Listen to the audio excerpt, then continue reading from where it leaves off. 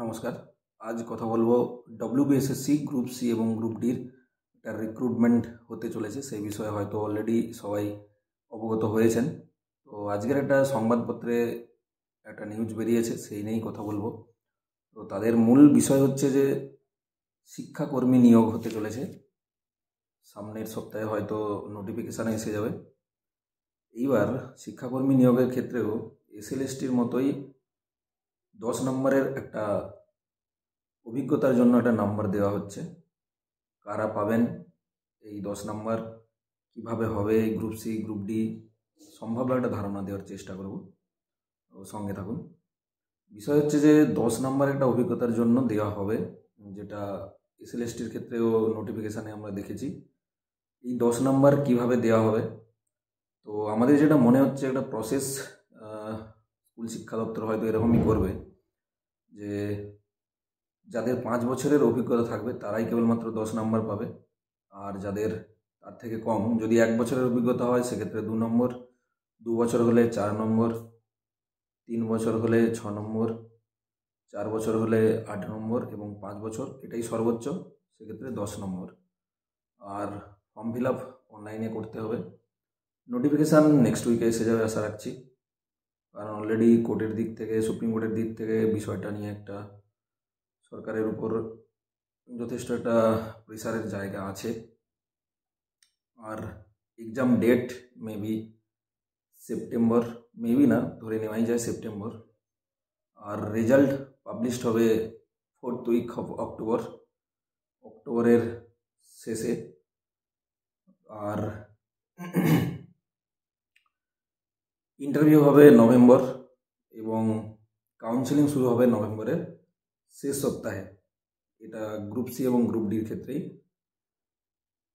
Group সির জন্য থাকছে 60 marks আর group ডির 45 মার্কস। 60 মার্কের জন্য 60 মিনিট সময়। গ্রুপ সি মূলত ক্লারিক্যাল জব, আর হচ্ছে গ্রুপ ডি এটা হচ্ছে পিওন আর ল্যাবরেটরি অ্যাটেন্ডেন্ট, আর সেই সঙ্গে আরও কিছু থাকে। এই ক্ষেত্রে এগুলো গ্রুপ ডির থেকে নিয়োগ হবে। সর্বমোট ভ্যাকেন্সি যা হতে চলেছে কিছু কম বেশি হয়তো 8,000 8,500 মতো হতে পারে।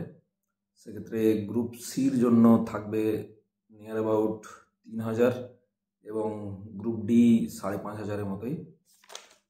আর selection process, written exam, interview. আগেই নেগেটিভ মার্কিং থাকবে কি থাকবে না, বিষয়ে কিছু বলা যাচ্ছে না, তবে নেগেটিভ মার্কিং হয়তো থাকা উচিত। আর যোগ্যতার ক্ষেত্রে বলে রাখি, গ্রুপ সির জন্য অবশ্যই উচ্চ মাধ্যমিক পাস হতে হবে, সঙ্গে 50% নম্বর পেতে হবে, বয়স 18 থেকে 42 বছরের মধ্যে হতে হবে। আর রিজার্ভ ক্যাটাগরির জন্য যে সংরক্ষণ সেটা তো থাকছেই। গ্রুপ সির জন্য একটা কম্পিউটার নলেজ থাকতে পারে, সেই সঙ্গে হয়তো টাইপিং স্পিড যে বিষয়টা ওটাও থাকতে পারে, অথবা কোনো একটি হয়তো থাকতে পারে। আর গ্রুপ সির যে স্পে স্কেল সেটা 22,700 থেকে 26,000 মতো থাকবে। সেই সঙ্গে বেশ কিছু অ্যালাউন্স থাকবে, DA, DRS allowance, house rent মানে যেটা এইচআরএ, আর সঙ্গে থাকছে মেডিকেল অ্যালাউন্স, প্রভিডেন্ট ফান্ড তো থাকছেই, সেই সঙ্গে যেটা সব থেকে গুরুত্বপূর্ণ পেনশন, ওল্ড পেনশন স্কিম অবশ্যই থাকছে গ্রুপ সির জন্য। আর গ্রুপ ডির জন্য যোগ্যতা 8ম শ্রেণী পাস। এক্ষেত্রেও আপনাকে দুই ক্ষেত্রেই আপনাকে অবশ্যই ভারতীয় নাগরিক হতে হবে। গ্রুপ ডির জন্য বয়স হতে হবে 18 থেকে 39 বছর। এই যে বয়সটা কাউন্ট হয়, যে বছর এক্সাম হয় মূলত সেই বছরের যে জানুয়ারি মাসের হিসেবেই বয়সটা কাউন্ট হয়। আর রিজার্ভ ক্যাটাগরির জন্য তো অ্যাজ পার ল যেমন ছাড় থাকে ওটা তো থাকছেই বয়সের ক্ষেত্রে। এবার গ্রুপ ডির ক্ষেত্রে কিছু স্পেশাল কিছু ক্রাইটেরিয়া থাকে, যেমন ফিজিক্যাল মেজারমেন্ট, এটা হয়তো থাকতে পারে, ফিজিক্যাল মেজারমেন্ট থাকতে পারে।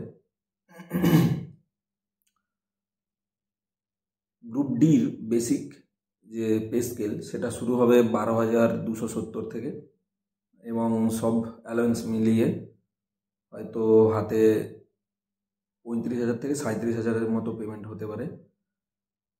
এক্ষেত্রেও একটা বিষয়, এদের ক্ষেত্রেও প্রভিডেন্ট ফান্ড থাকছে এবং পেনশনের যে ব্যবস্থা সেটাও থাকছে। তো অবশ্যই এটা খুবই গুরুত্বপূর্ণ বিষয়। সামনের সপ্তাহে হয়তো নোটিফিকেশান এসে যাবে। প্রিপারেশানটা খুব জরুরি। যাদের ড্রিম জব তারা অবশ্যই এই বিষয়ে এটা চিন্তা ভাবনা করে প্রিপারেশান হয়তো নিয়েছেন, অথবা যদি না নিয়ে থাকেন, নেওয়াটা এখন থেকেই খুবই জরুরি।